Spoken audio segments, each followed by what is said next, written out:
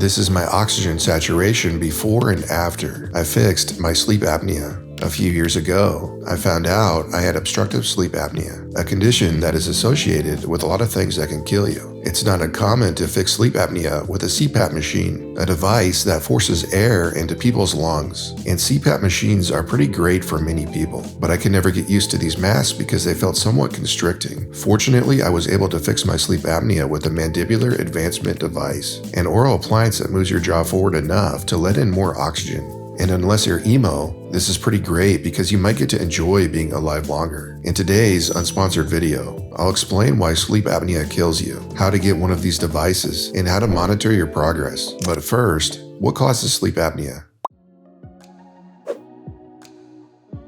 Breathing feels pretty great. When you sleep, oxygen normally travels down your throat into your lungs. But during obstructive sleep apnea, the throat relaxes, which can cause airway collapse, causing intermittent airflow obstruction, and this can result in snoring and gasping. And when the body can't get oxygen, it can't generate ATP, the energy currency of the cell. And when you can't generate enough ATP, your body will die. Being dead is considered pretty serious by your brain. So, an arousal response occurs, which is when your brain wakes you up to prevent you from dying, which prevents you from getting deep sleep. But how bad is sleep apnea?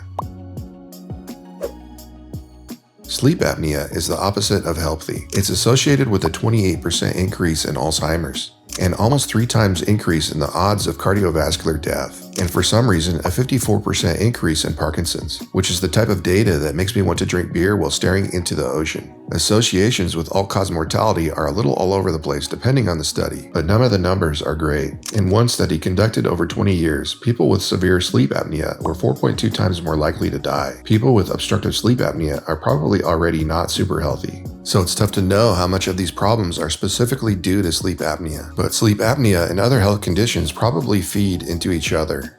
Being obese makes you more likely to have sleep apnea, but sleep apnea makes you more likely to be obese. We know that sleep apnea increases hypertension, and it increases the need to go to the bathroom at night. It increases the odds of being beaten by your spouse for snoring, and it makes it difficult to think straight and stay awake during the day. So once you fix your sleep apnea, you will have to find new excuses to explain why you're stupid and lazy. But how do we fix it?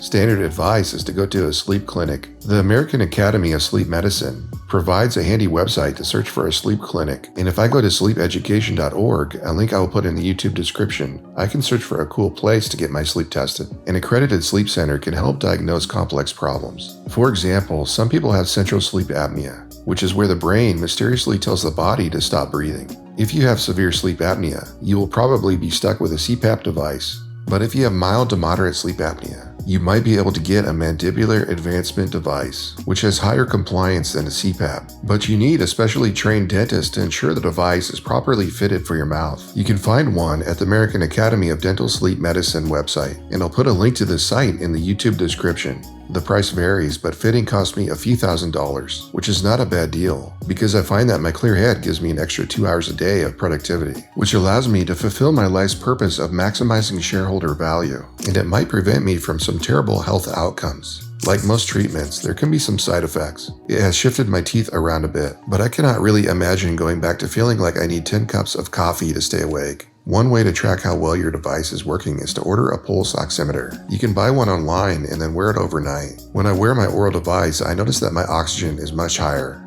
And my sleep app that records me at night shows that I no longer snore. Another tip is to wash your device. Just like dentures, you want to clean it. It's pretty easy to do this because I use dentures cleaning tablets, and I even bought a sonicator to wash them with the cleaning tablets. And this makes it so that nothing grows on your device. Overall, fixing sleep apnea is one of the best biohacks. Who knew that you could fix your brain by moving your jaw forward? What do you think? Did I get everything right? Peer review me in the comments. And like and subscribe if you love maximizing shareholder value.